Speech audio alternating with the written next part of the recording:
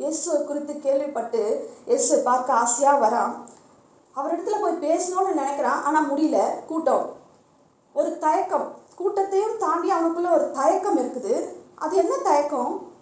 எல்லாரும் என்னை வெறுத்து ஒதுக்குறாங்க, இவர் இவ்வளோ பெரிய மனுஷனாக இருக்கிறாரு, இவ்வளோ பேர் இவரை சுற்றி இருக்கிறாங்க, இவ்வளோ பேர் இவரை மதிக்கிறாங்க, நான் போய் பேசினா என் கூட அவர் பேசுவாரா, என்னை ஏற்றுக்குவாரா, எனக்கு ஆறுதல் சொல்வாரா, என் பிரச்சனையை அவர் காது கொடுத்து கேட்பாரா அப்படின்னு அவனுக்குள்ள அநேக கேள்விகள் இருந்திருக்கும்.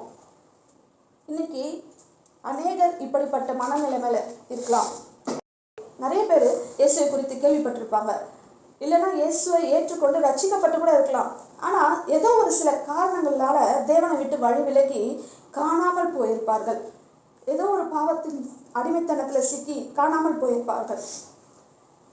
நான் தேவனிடத்துல வர முடியுமா, நான் வந்தால் அவர் என்னை ஏற்றுக்குவாரா, அவர் என்னை மன்னிப்பாரா